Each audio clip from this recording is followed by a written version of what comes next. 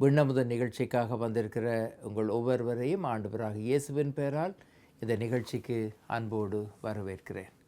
இன்று நாங்கள் சிந்திக்கப் போகிற பகுதி மத்தேயு 13ஆம் அதிகாரம் 44 46 வரை இருக்கின்ற பகுதி. மிகவும் அழகான 2 சிறிய உவமைகளை இயேசு சொன்னார். அந்த உவமைகள் ஒரு பெரிய கதைகள் கிடையாது, மிகவும் சிறிய கதைகள். அந்த சிறிய கதைகளுக்கு பின்னே அழகான உண்மைகள் மறைந்திருப்பதை நாங்கள் இன்று கண்டு கொள்ள முயற்சி செய்வோம். முதலாவது கதை, ஆண்டவர் சொல்லுகிறார், பரலோக ராஜ்யம் நிலைத்தில் புதைந்திருக்கிற பொக்கிஷத்திற்கு ஒப்பாயிருக்கிறது. அதை ஒரு மனுஷன் கண்டு மறைத்து அதை பற்றிய சந்தோஷத்தினாலே போய் தனக்கு உண்டான எல்லாவற்றையும் விற்று அந்த நிலத்தை கொள்ளுகிறான். அது முதலாவது கதை.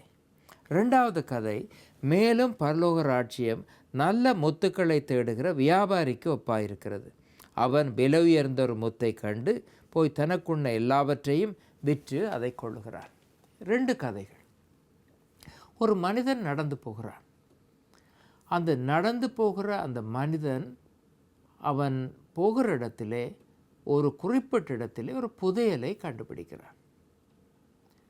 அந்த புதையலை கண்டுபிடித்த அந்த இடம் அவனுக்கு சொந்தமானது கிடையாது. ஆனால் அவனுக்கு தெரியும் அந்த குறிப்பிட்ட இடத்திலே புதையல் இருக்கிறது. அந்த புதையல் மிகவும் விலை மதிப்புள்ள ஒரு புதையல். ஆகவே அவன் என்ன செய்ய வேண்டும்? அந்த புதையலை வேறொருவருடைய காணியிலிருந்து, வேறொருவருடைய இடத்திலிருந்து அவன் தனக்காக தூக்கி கொண்டு போக முடியாது. அவனுக்கு எப்போது அந்த புதையல் சொந்தமாகும், அந்த காணி, அந்த இடம் அவனுக்கு சொந்தமாக இருந்தால்தான் அந்த புதையல் அவனுக்கு சொந்தமானதாக மாறிப்போகும்.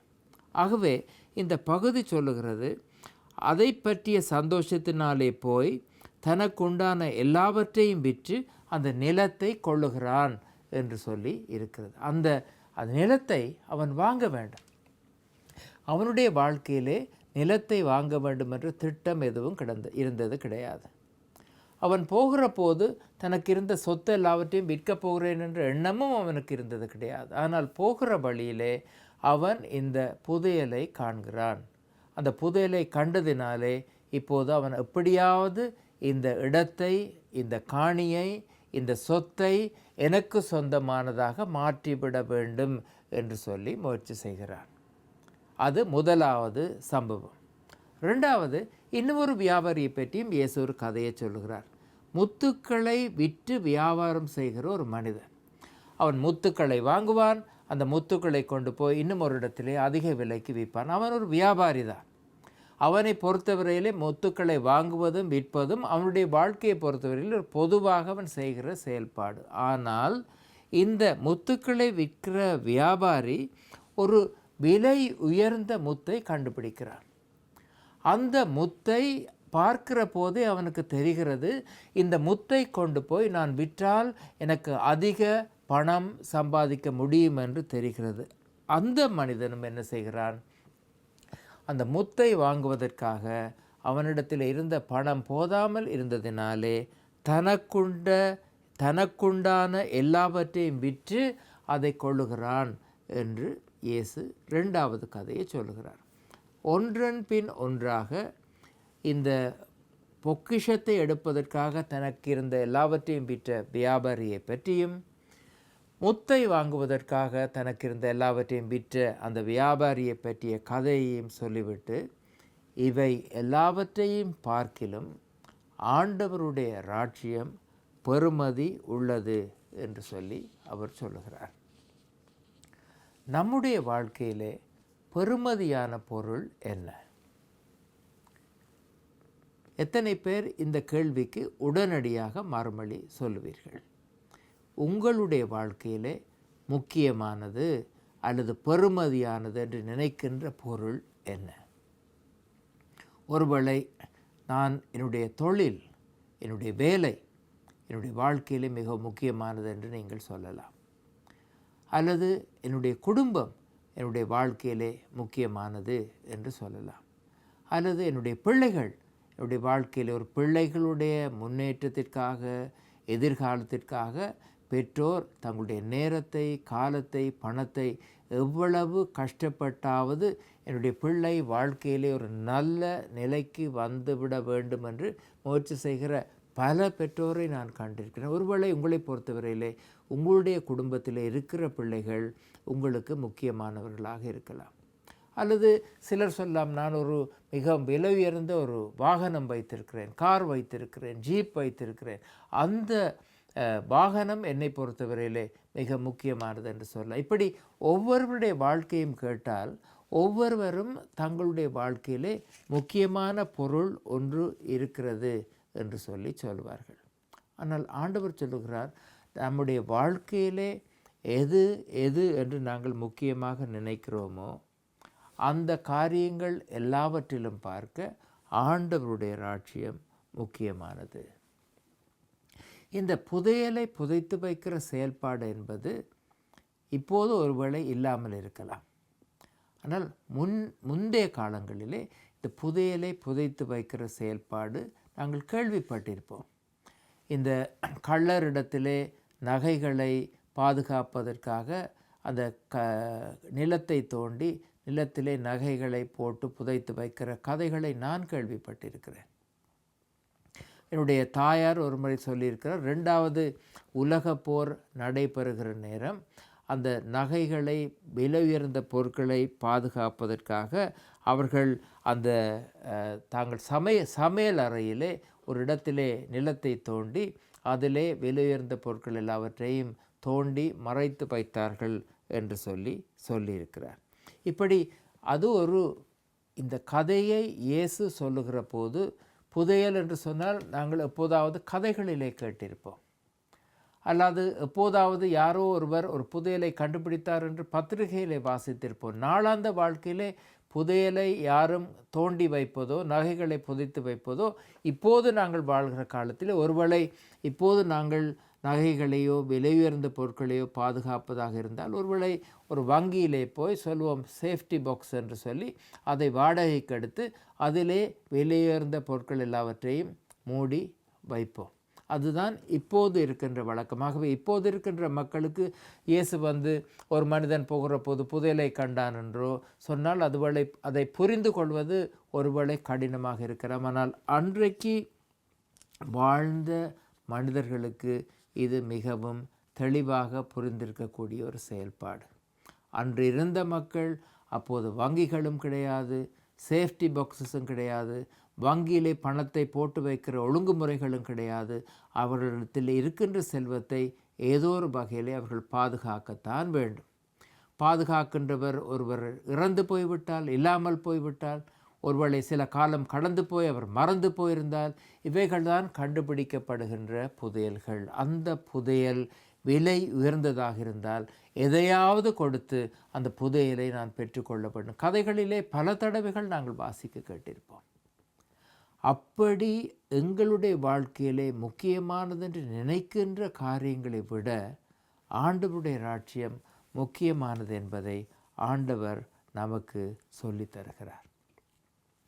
ஆண்டவரின் ராஜ்யத்தை நாங்கள் பற்றி பிடிக்கின்ற போது உலகத்திலே நாங்கள் முக்கியமாக நினைக்கின்ற எல்லா காரியங்களிலும் பார்க்க அந்த உலகத்திலே இருக்கின்ற காரியங்கள் நமக்கு தரும் என்று நாங்கள் நினைக்கின்ற சந்தோஷங்களிலும் பார்க்க ஆண்டவருடைய ராஜ்யத்தை பற்றி பிடிக்கின்ற போது அதன் மூலமாக கிடைக்கின்ற சந்தோஷம் அதிலும் பார்க்க பெரிதானது என்று ஆண்டவர் சொல்லித் தருகிறார். இன்னும் ஒரு சம்பவத்தை நான் கேள்விப்பட்டிருக்கேன். ஒரு முறை ஒரு பிள்ளை ஒரு கடையிலே ஒரு தாயிடத்திலே எனக்கு ஒரு சங்கிலி, ஒரு நெக்லஸ் ஒன்று வாங்கி தாருங்கள், அது பிள்ளைகள் விளையாடுகின்ற பிளாஸ்டிக்கிலால் செய்யப்பட்ட ஒரு பொருள். அந்த பிள்ளை அந்த தாயிடத்திலே அந்த பொருளை வாங்கி கடையிலே வாங்கி வீட்டிலே கொண்டு வந்து அந்த பிள்ளையை பொறுத்தவரையிலே அது மிகவும் விலை உயர்ந்த மதிக்கப்பட வேண்டிய ஒரு பொருள். அப்போது ஒவ்வொரு நாளும் அந்த பிள்ளையினுடைய தந்தை அந்த பிள்ளைக்கு ஒரு கதை வாசிப்பதற்காக இரவு நேரங்களிலே வருவார். அவர் கதை வாசித்து விட்டு அன்றைய தினம் அந்த பிள்ளை அந்த நெக்லஸை அல்லது சங்கிலியை கடையிலே வாங்கி வந்த நாள் அந்த பிள்ளையை பார்த்து கேட்டாராம், மகளே, என்னிடத்திலே நீ அதிகமாக அன்பாயிருக்கிறாயா? அப்போது அந்த பிள்ளை சொன்னதாம், ஆமாப்பா, நான் உங்களிலே அதிகமாக அன்பாக இருக்கிறேன். அப்போ நீ என்னிலே அதிகமாக அன்பாக இருந்தால் நீ உன்னிடத்தில் வைத்திருக்கிறாய் இந்த நெக்லஸை அதை எனக்கு தருவாயா? அந்த பிள்ளை அவரை பார்த்துவிட்டு சொன்னதாம், அப்பா, என்னிடத்தில் பந்து இருக்கிறது, அதை தருகிறேன். என்னிடத்தில் இன்னமொரு விளையாட்டு பொருள் இருக்கிறது, அதை தருகிறேன். என்னிடத்தில் ஒரு பொம்மை இருக்கிறது, அதை தருகிறேன். ஆனால் இதை மட்டும் கேட்காதீர்கள். அப்பா சொன்னாராம், அது பரவாயில்லை என்று சொல்லி அவர் போய்விட்டார். அடுத்த நாளும் அதே போல் வந்து படுக்கின்ற நேரத்திலே, கதை சொல்லுகிற நேரத்திலே, கதை சொல்லி முடிந்ததும் அதே கேள்வியை கேட்டார். அந்த பிள்ளை தர முடியாது என்று சொன்னது. 2ஆம் நாள், 3ஆம் நாள், 4ஆம் நாள், இப்படி 1 வாரம், 2 வாரம், 3 வாரம் என்று போய் மாதங்கள் 1, 2, 3 என்று போனது. ஒவ்வொரு நாளும் அந்த அப்பா கேட்பார். பிள்ளை சொன்னது, நான் தரமாட்டேன் அப்பா, அது எனக்கு மிகவும் முக்கியமானது என்று சொல்லி சொன்னது. ஒரு 3 மாதங்கள் போயிருக்கும். அந்த பிள்ளையை பொறுத்தவரையிலே அப்பா ஒவ்வொரு நாளும் கேட்கிறாரே, நான் ஒவ்வொரு நாளும் தரமாட்டேன் என்று சொல்லுகிறேனே, என்னுடைய அப்பாவிடத்திலே நான் எவ்வளவு அதிகமாக இருக்கிறேன், அவர் கேட்டதை நான் ஏன் கொடுக்கக்கூடாது என்று நினைத்து கடைசியாக ஒரு 3 மாதங்களுக்கு பின்பு அந்த தந்தை வந்து கதை சொல்லி முடித்ததும், நீ என்னிலே அன்பாக இருக்கிறாயா என்று கேட்ட நேரம் அந்த பிள்ளை ஆமாப்பா என்று சொன்னது. அப்போது நீ வைத்திருக்கிற இந்த நெக்லஸை தருவாயா என்று அப்பா கேட்கிறார். அந்த பிள்ளை அந்த நெக்லஸை எடுத்து, ஆமாப்பா, உங்களிலே நான் அதிகமாக அனுபவித்திருக்கிறேன், அதனால் இந்த நான் நெக்லஸை தருகிறேன் என்று சொல்லி அந்த அப்பாவினுடைய கரத்திலே அந்த பிள்ளை அந்த நெக்லஸை கொடுக்கிற நேரம் அந்த அப்பா தன்னுடைய பொக்கெட்டிலே கையை விட்டு ஒரு அழகான ஒரு சேலையிலே ஒரு வெல்வெட்டிலே செய்யப்பட்ட ஒரு பையை எடுக்கிறார். அதற்குள்ளே கையை போட்டு உண்மையாக விலையுயர்ந்த ஒரு நெக்லஸை எடுத்து, இந்த நெக்லஸை முதலாவது நாளிலிருந்து ஒவ்வொரு நாளும் என்னுடைய பாக்கெட்டிலே நான் வைத்திருந்தேன். ஒவ்வொரு நாளும் நான் உன்னுடைய நெக்லஸை தரமாட்டேன் என்று சொல்லுகிற போது நான் திருப்பி கொண்டு போய்விட்டேன். இன்றைக்கு உன்னுடைய இந்த பிளாஸ்டிக் நெக்லஸை நீ எனக்கு தந்திருக்கிறாய், நான் இப்போது உன்னுடைய கையிலே உண்மையான நெக்லஸை தருகிறேன் என்று அவர் சொன்னாராம். அதே போல தான் ஆண்டவருடைய ராஜ்யம் நம்மை பொறுத்தவரையிலும் இருக்கிறது. நம்முடைய வாழ்க்கையிலே நாம் விரும்புகின்ற காரியங்கள் என்று பல காரியங்களை நாங்கள் பிடித்து வைத்திருக்கிறோம். அது அந்த பிள்ளை வைத்திருக்கின்ற இந்த பிளாஸ்டிக் நெக்லஸை போல, பிளாஸ்டிக் சங்கிலியை போல இருக்கிறது. ஆண்டவர் நம்மை சந்திக்கிறார், ஆசீர்வாதங்களை கொடுக்கிறார். ஆண்டவருடைய ராஜ்யம் தருகின்ற மகிழ்ச்சி இவை எல்லாவற்றையும் விட பெரிதான மகிழ்ச்சி என்று சொல்லுகிறார். ஆனால் நாங்கள் பெரிதென்று நினைக்கின்ற காரியங்களை ஆண்டவருடைய கரத்திலே கொடுக்காமல் அதுதான் பெரிதென்று நினைத்து கொண்டிருக்கிறோம். எப்போது எம்மை முழுமையாக ஆண்டவருடைய கரங்களிலே ஒப்படைக்கிறோமோ, ஆண்டவர் நம்மை அதிகமாக சந்திக்கவும் ஆசீர்வதிக்கவும் மகிழ்ச்சி பெறவும் தேவனுடைய ராஜ்யத்தின் மகிழ்ச்சிக்குள்ளே நாங்கள் உள்ளே இருந்து அதன் மகிழ்ச்சியை சுவைக்கவும் எங்களை அழைக்கின்ற ஆண்டவராக இருக்கிறார். ஆண்டவர் தாமே நம்மை ஆசீர்வதிப்பாராக. ஆமென்.